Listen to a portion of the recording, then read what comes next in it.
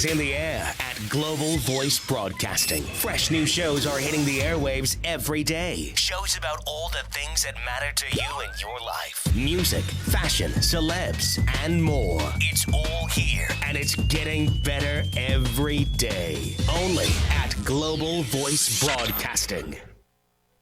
I highly recommend Ms. Hicks. Her books, her CDs are encouraging. I bought her book, A Hill to Climb. She's a very inspirational speaker. And I look forward to one day being able to work with her. Your power lies within you. Let it loose. Aspiration, inspiration, motivation, edification, determination. These are the keys of life success brought to you by none other than award-winning author, motivational lecturer, business consultant, and much more as she gets you aimed to your purpose. And now, ladies and gentlemen, young and elder, from Hollywood to the entire world, here is your host of Aim to Purpose, the radio show, Louise Hicks, along with her co-host, yours truly, Kenan Wesley Mason.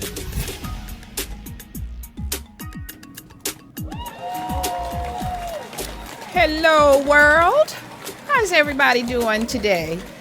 We're so glad you're joining us for another edition of Aim to Purpose, the radio show. And, of course, I'm your host, Louise Hicks. Yes, and I am Kenan Wesley Mason, your co-host, and I want to say once again, good morning, good afternoon, and good evening to everyone listening and watching all around the world. And we're with our sports therapy commentator, Robert Snell. Yes. And we have a great show for you today. We are going to be joined by a great author. I have read this book, The Key to Life, Living in Full Expression, Jim Phillips. Yes. This dynamic book we're going to discuss. And the book is so great. After reading it, I had to have Jim back for 2 weeks in a row. So he'll be back with us next week. Yeah, this to is a share two-parter. with us. This is a two-part show. So don't miss it next week because it's a great show. And, of course, Shamika Brown is not with us today, but she's out getting the scoop. And hopefully she'll be back next week with community news and entertainment news. Yes, and we want to just to let you know that you can always call in to the show and participate on the broadcast. You can always call in from anywhere around the world. Number 1-323-522-5482. Once again, that's 1-323-522-5482. And you can go to our new website as well at gvbstudios.com/show/A2P. Yes, and also join us on Twitter, Aim to Purpose, as well as subscribe to us on YouTube, Aim to Purpose Radio, and of course we're on Facebook. Yes, we're everywhere. We're everywhere. Aim to Purpose, the radio show on Facebook, Louise Hicks, my page on Facebook, as well as Louise Aimed to Purpose on Facebook. So take it away, Ken. Yes, and as you say, take it away, Ken, I'm going to say, take it away. It's Robert Snell with Sports Therapy once again. Robert. And I'll take it. Yes. Just a reminder, you can follow me on Twitter at rsnellradio, and don't forget to follow the show at Aim to Purpose as well. And this week, obviously, let the madness begin. That's right, folks. March Madness is about to take place. It's that special time of year again where we all tune into college basketball, and it becomes the priority of every American sports fan. That's right. So then, Ken, will you be filling out a bracket this year? I don't know. I haven't been following it as much, but I do know that March Madness typically is the talk of the town during this time of the year. You have your college students that are doing the best that they can because this is their finals. I mean, This is their big time to shine amongst the spotlight on a national platform. Right. For a lot of these students, this will be like their chance at 50 minutes of fame. Of course. For example, our locally, the University of California Irvine Anteaters were selected from the Big West Conference to make the tournament.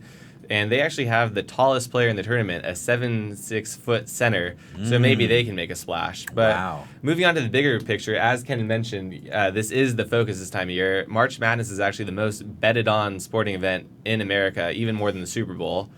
And this year, the number one seeds were from the Midwest. The number one of all number ones, the Kentucky Wildcats. The number one out west will be the Wisconsin Badgers. Down south will be the University of Duke Blue Devils. And the number one out east will be the Villanova Wildcats as well. And they're like all, tournaments. There was controversy in this one as well, starting with the number one seed out east, Villanova.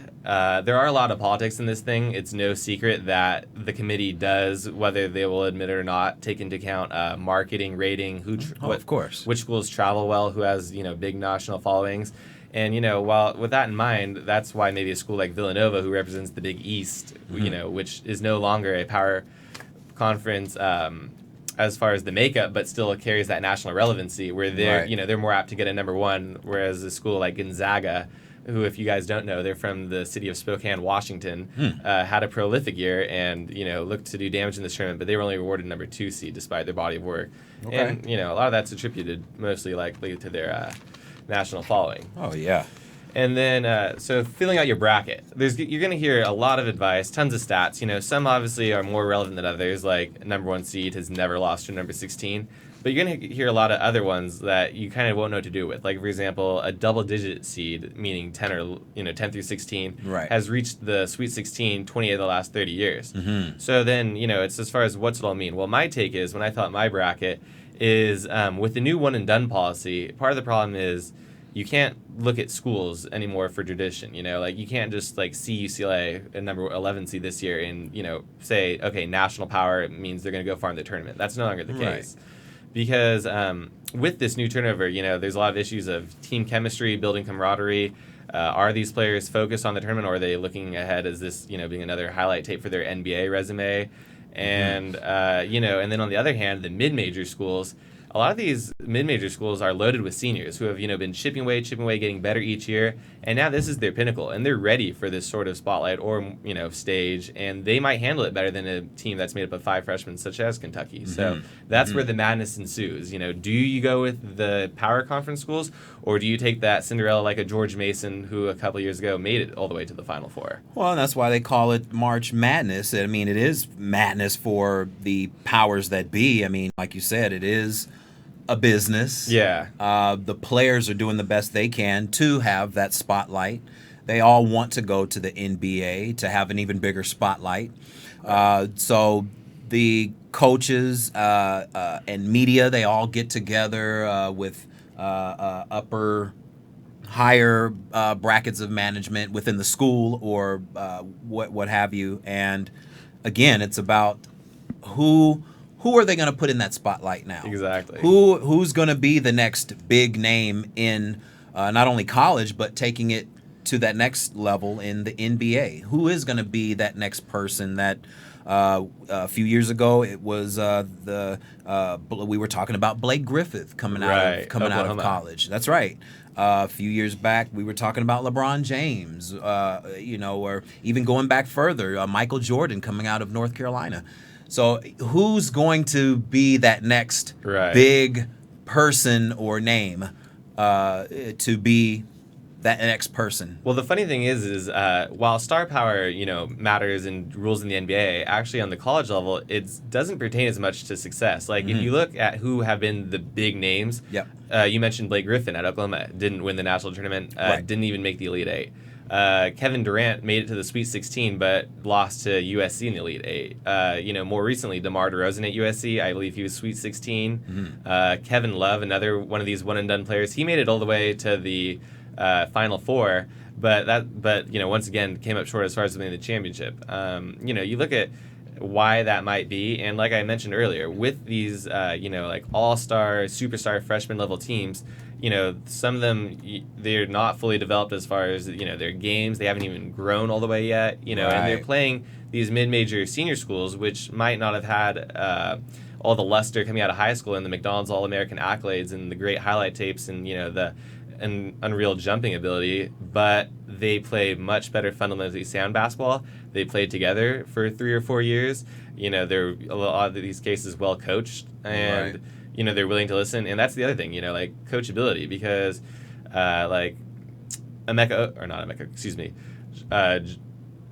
Okafor down at Duke right now, who is a very coachable guy, Coach K, great coach, but there are concerns with his predecessor Jabari Parker last year.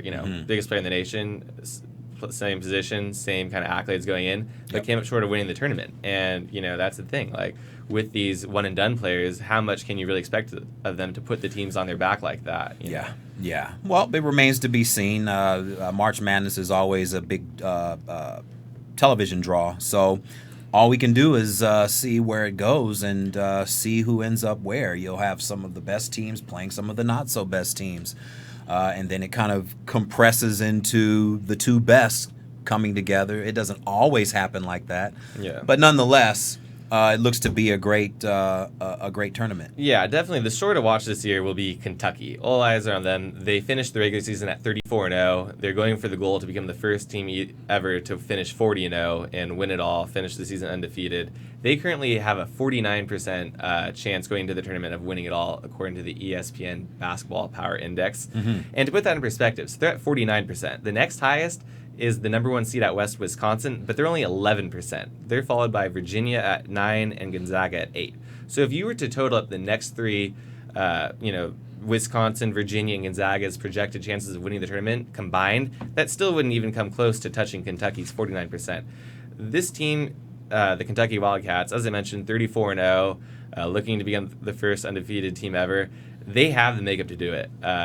While they do start 5 freshmen, they go 10 deep. They have, I believe, 9 McDonald's All-Americans on that roster. Mm-hmm. And, despite their youth and inexperience, I believe their talent, inevitably will win out and just be overwhelming for whatever opponents they face. Okay. Anything else in sports therapy today? Will Ferrell actually last week made a spring training appearance down in Arizona. Oh, yes. And he actually was out there promoting cancer awareness and research, and he raised actually millions. I don't have the exact thing in front of me, but it was millions of dollars. Yeah. He appeared for 10 different clubs and played 10 different positions. That's right. I heard about that one, so I can speak a little bit. All this other, I'm just learning right along with it, and all this March Madness.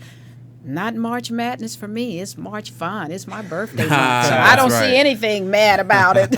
Well, maybe if you fill out a bracket, you'll be ripping your crowd a little more. You'll be a part of the madness too. Right. Because I'll definitely be shouting at my TV at some point. Right. Yeah. I know. All right. Well, anything else this week? No, that covers it. Just enjoy the drama. Yes, and it will be. It will be. March Madness in sports, everybody. Yes. And thanks, Robert, for that. Sports therapy, March Madness. Yeah, and with that being said, we're going to take our first break, and we will be right back with our special guest, Mr. Jim Phillips, and he is the author of the book, The Key to Life, Living in Full Expression. Come right back because we got a great show for you today. Yes, we'll be right back. Hey folks, it's Ken here. If you or someone you know around the world has a small business, organization, or foundation you'd like to share with the Aim to Purpose audience, showcase it here on our segment of the show called Small Business Monday. The opportunities for people around the world to browse, buy, and use your products and services are endless. We pre-screen all businesses, organizations, and foundations for legitimacy, but because this is a free community service brought to our audience, it's at no cost to you as well. You heard it right. It's absolutely free, and you don't have to pay 1 penny. How do you like that? You just come on down to the studio and tell the story of your business, organization, or foundation, and give it the praises and accolades you know it deserves. If you're in another part of the state or country, or if you're in another part of the world, you can easily call in or Skype in and do the same. So what are you waiting for? Contact the show's publicist, Shamika Brown, at www.divinebrownmedia.com. She can also be contacted at 1-818-533-8463. Or contact Louise Hicks at www.louisehicks.com. www.louisehicks.biz. She can also be contacted at 1-562-310-1495. Allow yourself to be seen by the global masses and allow your business to shine and grow because of the global masses. It's Small Business Monday, courtesy of Aim to Purpose, the radio show.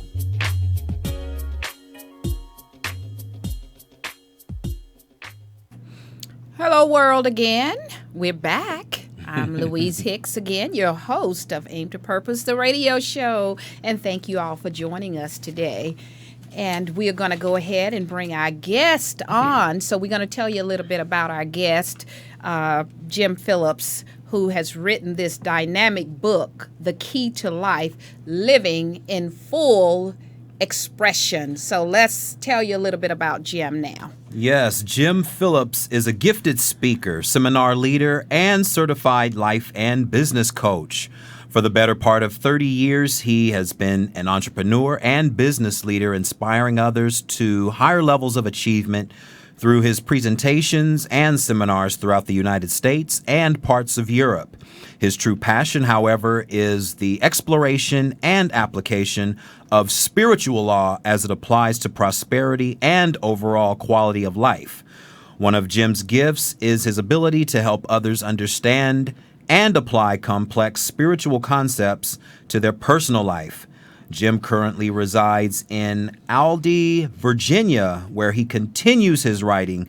This is Jim's first book. And with that being said, let's give a warm welcome to Aim to Purpose, the radio show, Mr. Jim Phillips. Hello, Jim. How are you?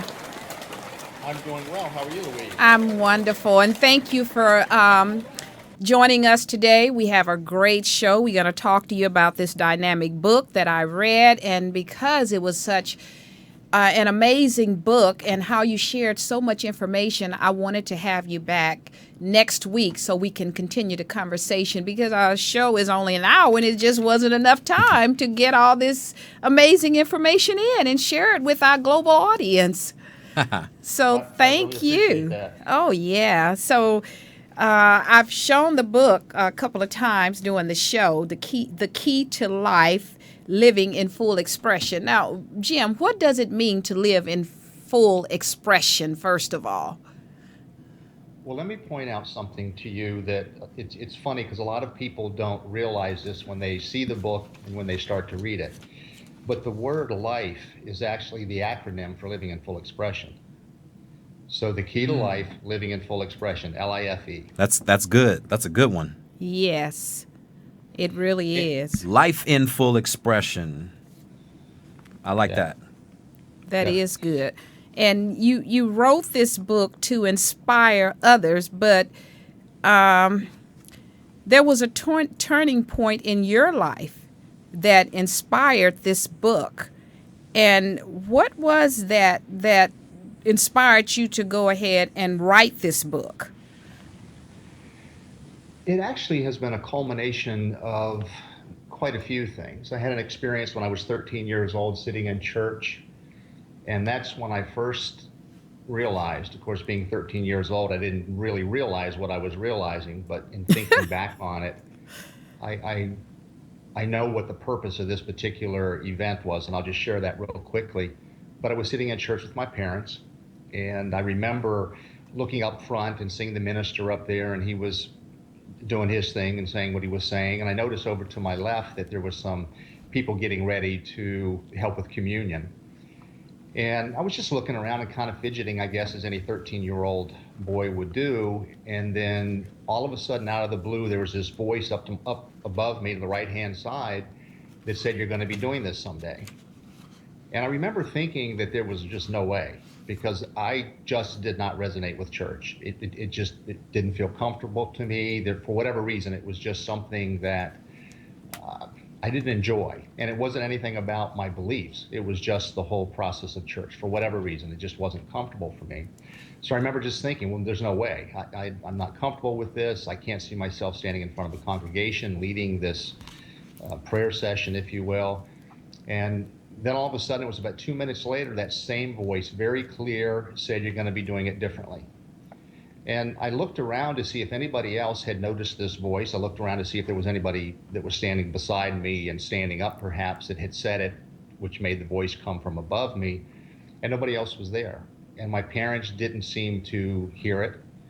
So in fact, my parents and the rest of my family never heard about this story until they read my book.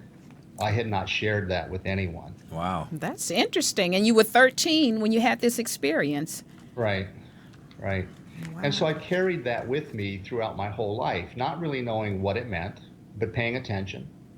And of course, it's easier in hindsight to realize when something happens that it's something significant, and you can see where it's leading you in terms of a specific direction, or I don't want to say life purpose so much, because I don't know that that's what that was about at that time. Right. But it helped me when I was making specific choices, and I would find myself in front of people speaking. I would find myself answering questions on topics that were probably a little bit more advanced than I should have been able to talk on, but it was information coming from somewhere much different than just from me. And I just got to the point finally where receiving information, we can get into this a little bit in terms of where I get the information that I get, but it just got to the point where I had to put it down on paper. It was too much for me to hold in. Right. And I just decided, well, okay, we got to do this, and started writing. And then the book actually is about a lot of the challenges I encountered during the writing of the book.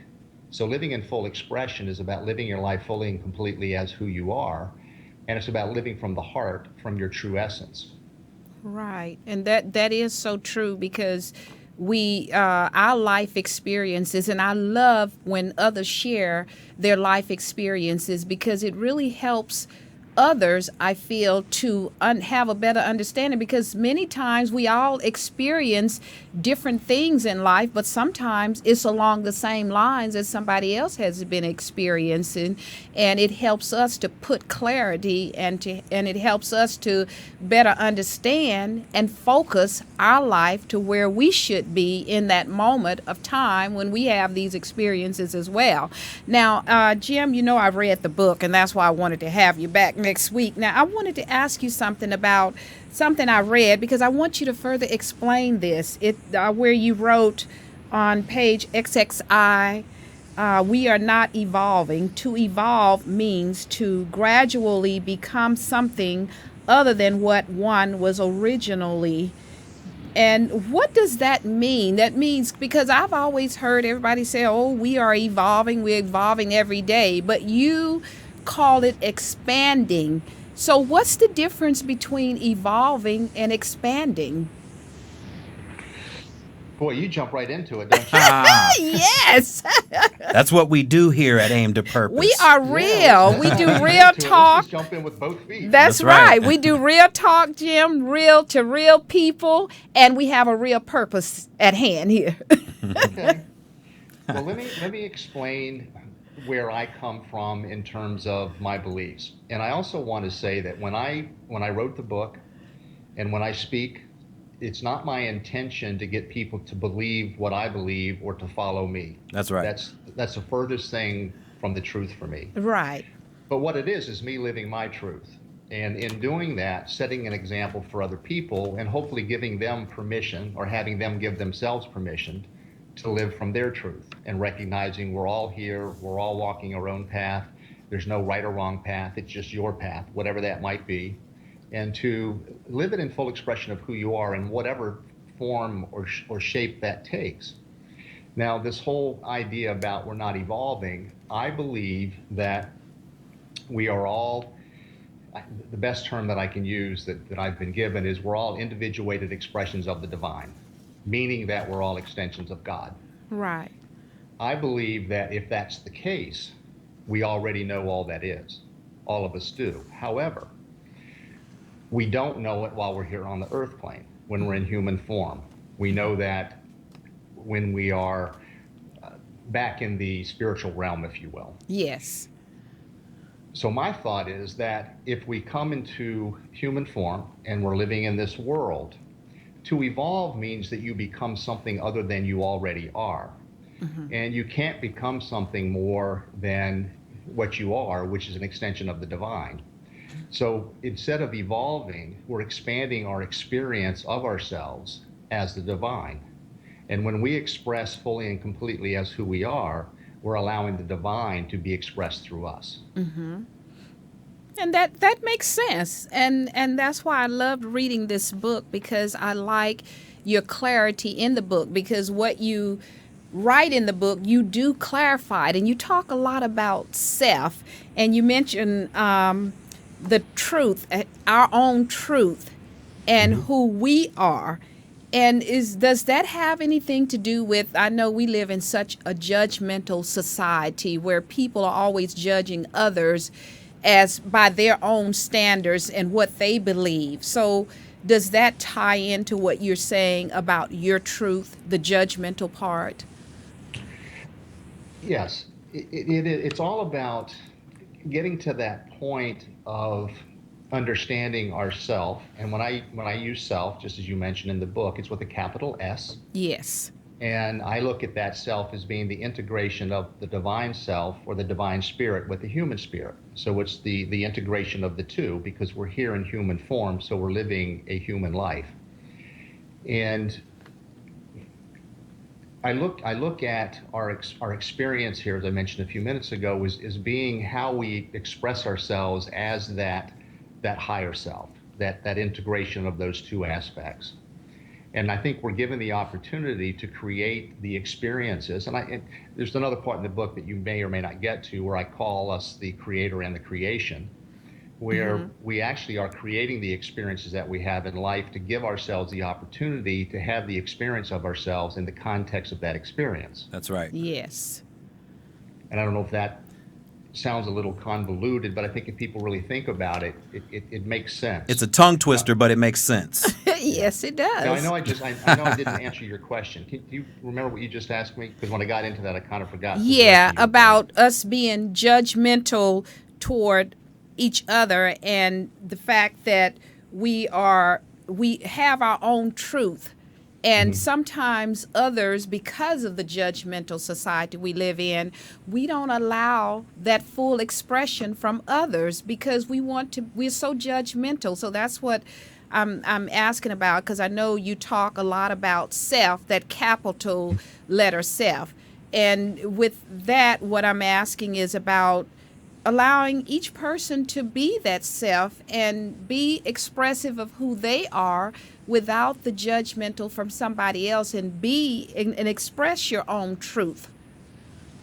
Right. That is why most of us don't live in full expression, because of the fear we have around what someone else might say or what might happen to us if we are to be true to ourselves. But I also want to point out that judgment stems from the fear that the person judging has, and it usually is fear about themselves. Right. If I were to judge somebody else, it's not about the other person. It's about how I feel about myself, and more often than not, it's subconscious. So we don't even know that we're doing these things, but that's where that judgment's coming from. So if and I'll use myself as an example, if I'm living from my truth, and I know who I am, and I trust that, then I'm not going to be judging other people, because who they are, and this might not sound correct, but who they are really doesn't matter to me. Right. It doesn't, because I'm not comparing myself to anybody. They are who they are. I am who I am. And I'm living in full truth of who I am. I honor and respect them for whatever path they've chosen and whatever actions they take, whatever beliefs they hold. That's not about me. I can only do for me what I do for me. And hopefully, when I'm living from my truth, I'm serving as an example to other people of what it might look and feel like to them if they also were living in their truth. Right. Now, let me qualify all of this. I'm not saying anybody's perfect, and I'm not saying I'm perfect, because just because you start operating from your truth doesn't mean you don't have challenges and difficulties, and it doesn't mean that you're not going to make choices that are not in alignment with that idea of your truth. You will continue to have those experiences, but again, they're created so that we can have an expanded experience of ourselves within the context of that challenging, I call them challenging opportunities. That's right. So that expansion is still kind of like what you're saying, the growth process, and that we're not evolving in the sense that you are still that same person. I guess that's the context that you're talking about. You're the same person, but you're expanding those experiences as opposed to evolving because you're not anybody different than who you really are. There's a greater recognition when we have the experiences of who we are. I think maybe a better way to put that is that what we're doing is we're expanding our understanding and our experience of ourselves. The more that I or anybody, the more that we overcome a difficult situation, the more powerful we realize we are. We recognize that we can now overcome whatever was just in front of us. We recognize we can now overcome it. And so the whole idea of expansion is expanding our experience of ourselves, and it's really expanding the experience of the power that we each hold to overcome these challenging opportunities. And it's expanding our understanding of who we are, because we don't remember who we are. And that's where I get away from the evolution. I believe that we're already all-knowing beings, if you will, prior to incarnation. But then once we're here on the earth plane, we don't have that recollection. And what we're doing is having all these experiences so we can experience that aspect of ourselves as a powerful creator. Okay, now what do you mean by incarnation? When you're born. Okay. When you come into physical form. Okay, got it. Because that spiritual being is always there, that energetic spiritual person, spiritual Correct. being, I should say, the spirit is always there. So that incarnation is when we come into the birth of the body, the physical body. Right. Yeah, got it. On this, you were talking about create, and do you think we create our own difficulty? Because you had mentioned something about difficulty in life when we're having these difficulties and these challenges. And I ask that because I hear sometimes people say, well, you always create your own problems and so forth. And I say that because in a sense, I don't think that that's always the case, and maybe you can help me with this. And I say that because, for an example, yesterday on my way home, someone ran into the back of me, and I had nothing to do with that. So how could I create this for myself?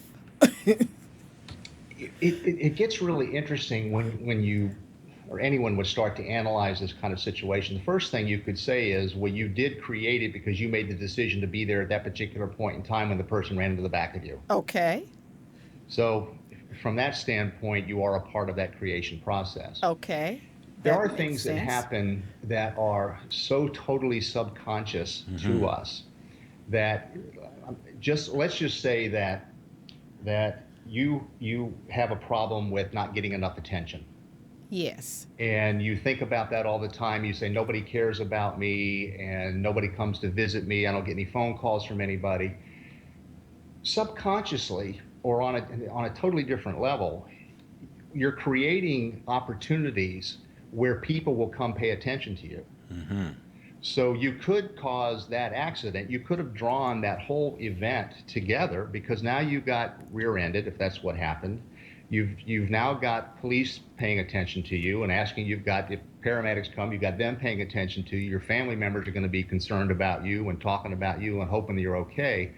So those things happen all the time. That's right. But we don't necessarily look at it and think about it from that perspective because we're not consciously aware of the fact that I'm thinking all the time about the fact nobody cares about me. That's right. And yet that's the thought loop that's going through our head. And those thoughts are energetic. And so we're creating things from that energy. Right. And again, it's a really weird concept when you think about it. But most of the time, if we go back to things that happen around us or things that we say happen to us, if we pay attention to where our thoughts and beliefs were prior to the event, you can make a connection. I see. Subconsciously, you're saying some of these things happen subconsciously, and we're not even thinking. So that's the subconscious mind taking over the conscious mind. It's not that it takes it over. It's just always operating. I see. And it is creating these events based on the input we're giving it. The input we're giving it are these thoughts and beliefs that we hold consciously. And so if you if someone has thoughts all the time of not being worthy of anything, of not being worthy of having a certain amount of money, or not being worthy of living in a nice house, or not being worthy of a particular type of job, the chances of them getting a nice house, a nice car, and a nice job are pretty slim, because they put out this energy of I'm not good enough, or I'm not worthy enough, or I don't deserve to have these things. And when you put that out there, then that's what happens. You're not deserving of it. And I'm not saying somebody's not deserving of it, but just from this example, Right. we're putting That's right. that out into the universe, if you will, that this is what I believe about me, this is what I expect, this is what my life is all about. Right. And that's why when we talk about things like change your attitude, change your life, change the way you see things, and the way you see things change. That's exactly what that's talking about. Yeah, it's like change your perception of if you change, or when you change your perception of your world will begin to express certain things around you to make that a fruition. In my mom's case, she had her accident. When you have certain feelings or emotions, you're throwing those emotions or vibrations out into the ether. So now your other people now, in a synchronistic fashion, are picking up this vibration, and now they're all coming in sync. Someone is hit you from behind. You, like you said, you may have been feeling a certain way, or you may have been wanting people to give you certain type of attention. So now something is being to have an accident and hit me? No. You're when you throw out a certain vibration out, it's cause and effect. Exactly. Something will happen that you're unconscious about and will come into your life to make that feeling, or to bring that feeling to into existence, or bring something into existence to match that feeling, because everything is thought and emotion. Whatever you feel is you're going to bring that back to you. Your emotions, your feelings, your thoughts. Thoughts are things. So whatever you think about, you're going to bring that back to you in accordance to your emotions of those thoughts. Well, my thoughts must have been okay, because I'm fine from it. So I guess the thoughts weren't bad thoughts. Right. Well, no, but let me also say that stuff does happen. Yeah. Right. Not everything can be specifically tied to what we were just talking about. That's There right. are accidents and random events in the world.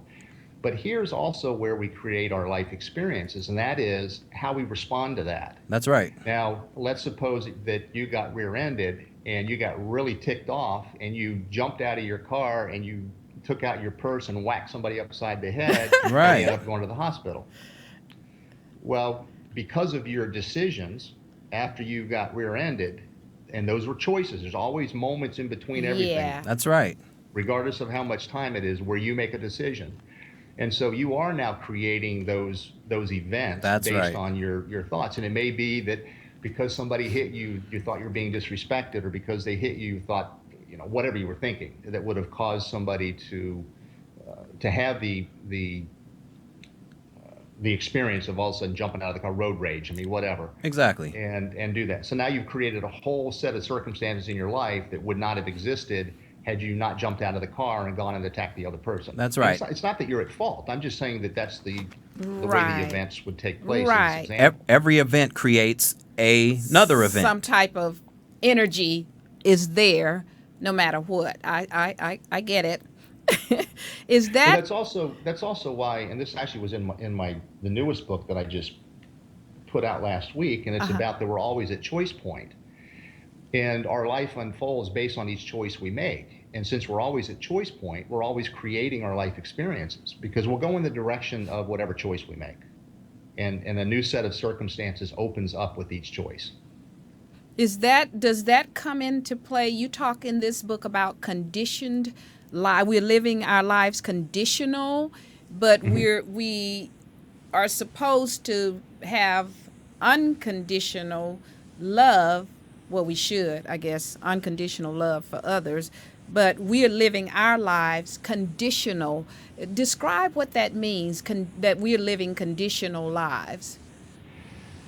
Well, when we live our lives conditionally, we're living our lives based on the thoughts and beliefs we hold that primarily have to do with what somebody else will say. How many times have you wanted to do something and you didn't do it because you had concerns or fears about what somebody might say? Oh yeah, How that's many true. times? Yeah, you can think about it, all of us. It happens all the time. Yes. And so that's what I mean by that. And I'm not saying that it's right or wrong. I'm just saying that's the way that life unfortunately tends to be. Now, when we're living from our truth, we'll listen to what other people have to say. We'll value their opinions, but we're not going to make our decision based on what they said. We're going to make our decision based on what we hold as true for ourselves in that moment. And then that way, we're always living from our truth. And we're going to make mistakes. I'm not saying that we're always going to recognize our truth and that's going to be the absolute, but at least we're making decisions for ourselves, and it's not based out of fear of what somebody else might say or do, or it's not based out of fear of some consequence we think we might have if we make this decision. Right. And that's where that courage comes in versus the fear, huh, Jim? Because like you're saying, so many of us do live our lives, and that does make sense that it would be conditional because we fear to move forward, and often we lose out on opportunities because we do live that conditional life, fearing what somebody might think of us or say about us, and we don't have the courage to move forward. Mm-hmm. Let me give you an example. I've been in the real estate business for 37 years now. And back in 1990, I was the vice president general manager of a multi-office company here in Northern Virginia. And we were at an awards program, and the gentleman who owned the company died of a massive heart attack in the middle of the awards program. And I had already been running the company, so after he passed away, I was still running the company, but his wife came in and she wanted to run the company, but she really had no experience in it. She knew about the company because of her marriage to the owner, but she really had nothing to do with it on a day-to-day basis. Well, it got to the point after about 6 months, she felt like I was trying to take the company away from her, which there was no way I could have, but that was her fear and her belief. So she fired me, and she fired me on December the 10th, 1990. And I got phone calls from a lot of other people who wanted me to come work for them. They kept telling me they wanted me to help build their business up the way that we had built this other one up.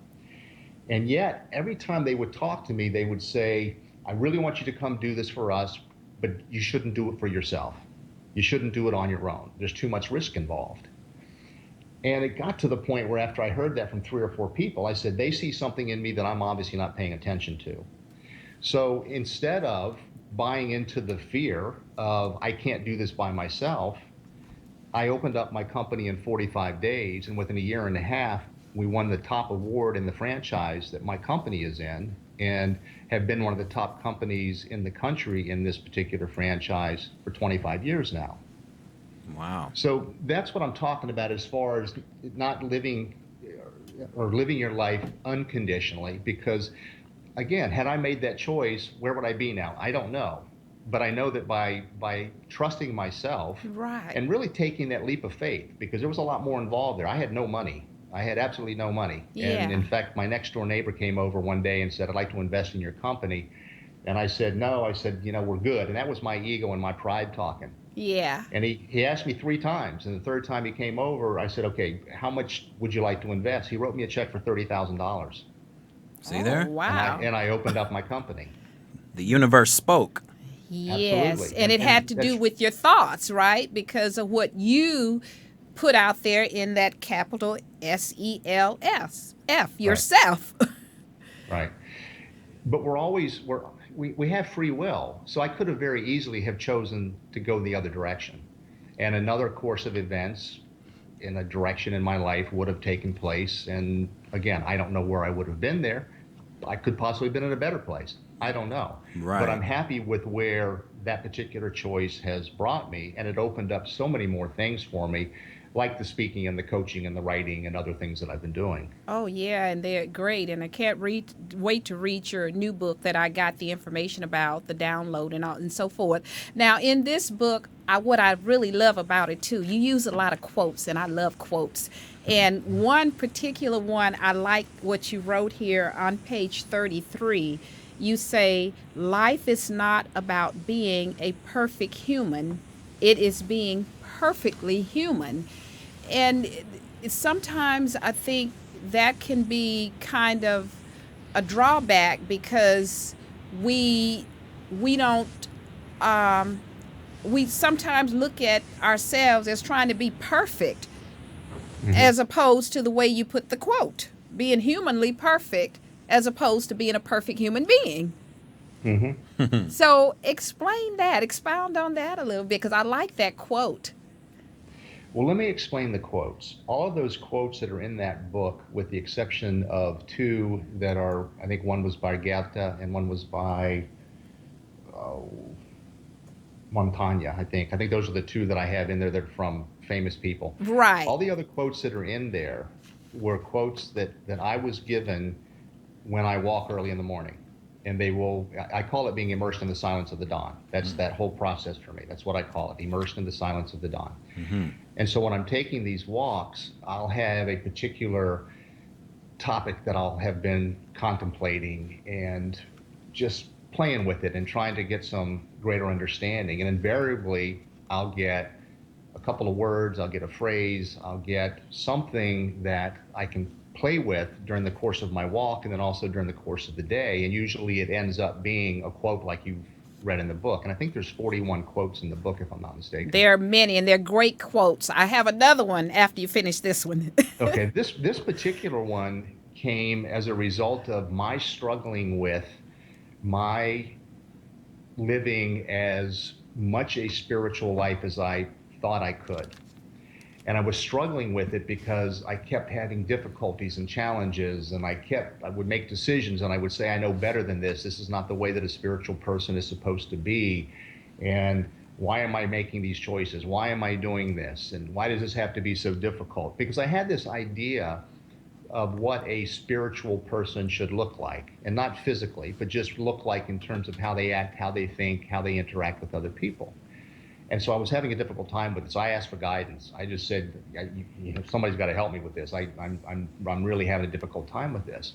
And the guidance I was given was this quote. It was, quit trying to be the perfect human and be perfectly human. And as soon as I heard that, it was like all of this stress was released from my body, because I realized that being spiritual had nothing to do with my humanness, so to speak. Right. I'm here to live a human life. And yes, I can be spiritual and I can make the best decisions I can. I can live from my heart. I can be kind and generous to other people. I'm still here to be a human. I'm going to make human mistakes. I'm going to do some questionable things. But as long as I'm living the best life I know how, then that is actually being a perfect human. Because That's right. I'm doing what we do. I'm expanding my understanding and knowledge of myself. I'm expanding my experience of myself. And to do that, we're going to make mistakes. Right. So that's what that quote means, and really how it came to me. Yeah.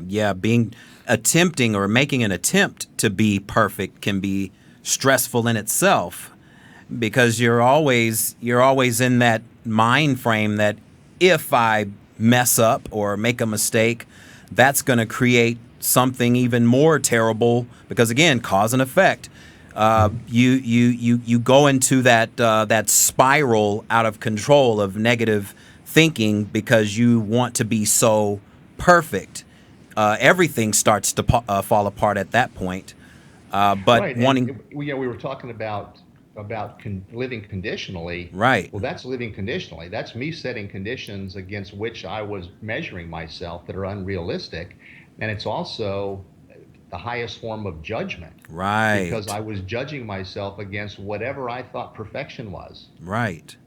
Or what someone told you perfection can be, or right. but it does create a certain type of a different type of energy within you, trying to be perfect, as opposed to what you just explained, being perfect, yourself. being perfectly Right. human, being that we're imperfectly. I think Esther Hicks said we're imperfectly perfect or perfectly imperfect, something to that effect.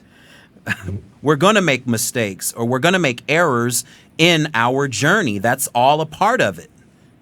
And that's learning, though. It's helping us to be a better person, and it also, I believe, help us to elevate ourselves. And when we elevate ourselves, we also elevate others, because we are, I think, when you're born, all these other conditions come upon you as you become part of the society, because of the thoughts and that we get influenced through others, because we're not born with a lot of this craziness that goes on around us.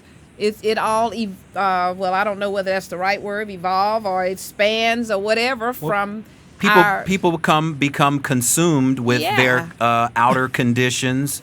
They have no sense of what expansion or evolvement is. They don't want to expand into what I would say other realms of themselves, evolving within to be better than what someone has told them they can be. So there's always something better, and there's always every day that you wake up, like you say, when you go out for your walk, you're immersed in whatever the energies of knowledge bring to you. We all have access to the all knowledge of the universe. We all have access to it. Being imperfectly or being perfectly human, we maneuver and navigate through our journey based on our choices. There, like you said, there is no right or wrong. You just keep moving forward until you reach one endeavor, and then from there you expand into another endeavor. It never ends. And that causes us to have limits on us, because I know you talk about that too, Jim, in the book, and I like that part where you talk about us as humans. I guess it has to do with the externals, and that causes us to limit ourselves. We miss out on a lot because of that. And let us take a quick break, and we're going to come back because we're getting close. That's why I needed to have you back next week, because we're getting close to running out of time. So we're going to take a quick break, Jim, and then we're going to come right back, and we're going to talk about limiting. And I have one other quote I want to briefly talk about. Okay. All right. And we'll be right be back. right Stay back. with us. This edition of Aim to Purpose, the radio show, is brought to you by L. Hicks Consulting Services. When you want the best in business coaching, life coaching, or perhaps your organization, business, or company is in need of a dynamic speaker for an upcoming workshop or seminar, contact Louise Hicks for L. Hicks Consulting Services at 1-562-310-1495. From anywhere around the world, that's 1-562-310-1495. For more information about Louise Hicks and her consulting services, visit her website at www.louisehicks.biz. Again, that's www.louisehicks.biz. Or call 1-562-310-1495. L. Hicks Consulting Services, where professionalism is top priority.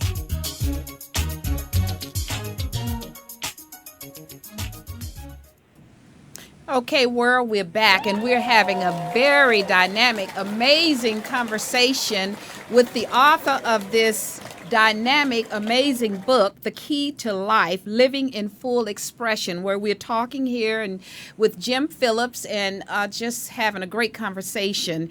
And we were just, before we took the break, we were talking about how we limit ourselves. And I want to bring about a quote quickly, Jim, because we are running out of time, but we're going to have you back next week, which is great.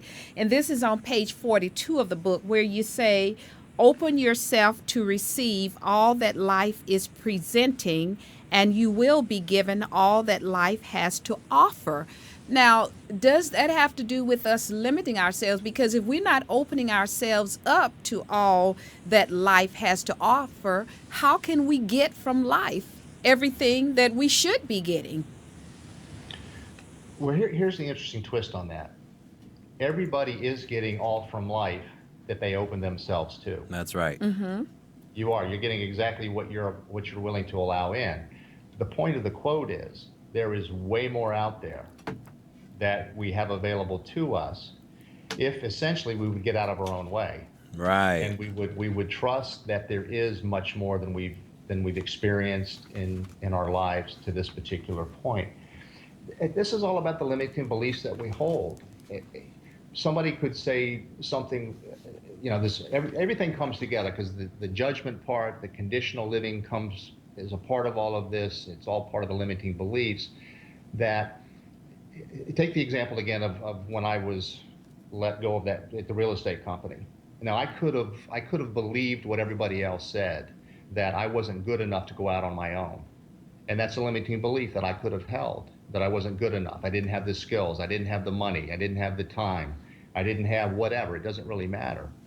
Had I allowed that thought to be the dominant thought, and I made a choice against that by not going out and starting my own company, well, I'm not availing myself to what the world had to offer me, which was the opportunity to go out, start my own company, and be out in the world on my own, basically.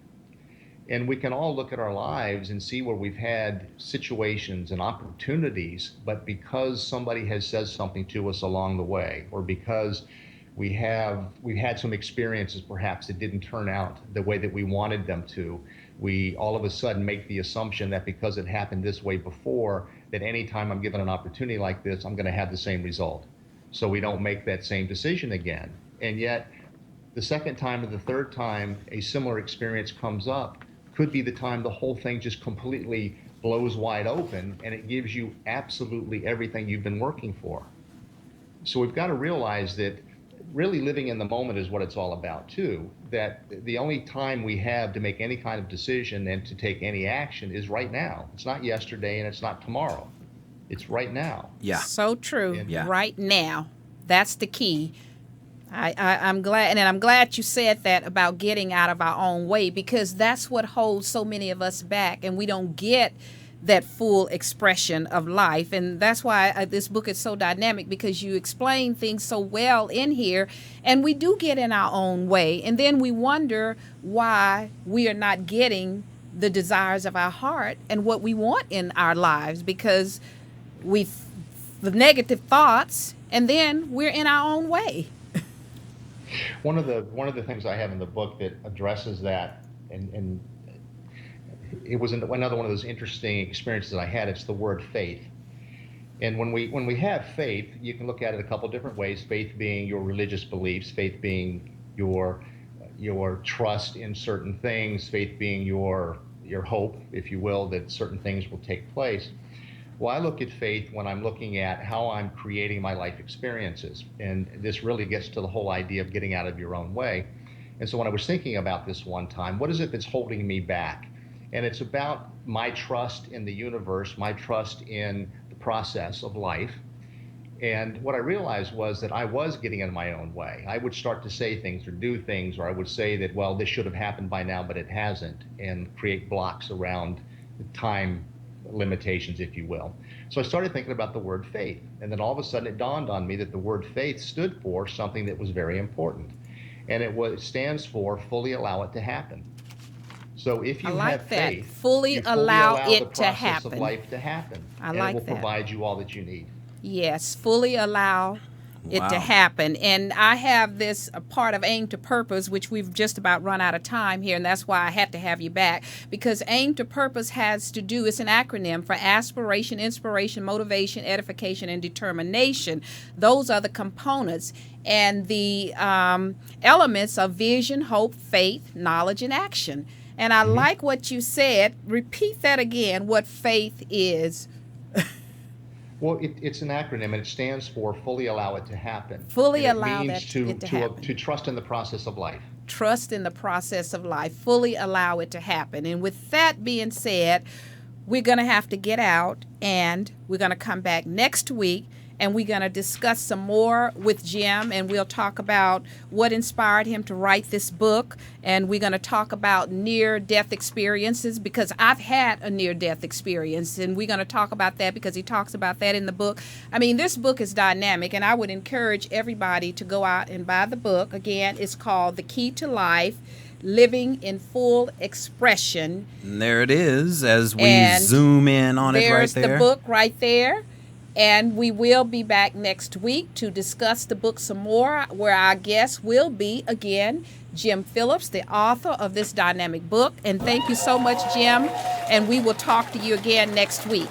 And in parting, as I always tell everybody, until next week, your power lies within you. Let it loose. Until next week. And thanks, Jim. We'll see you next week. Thank you.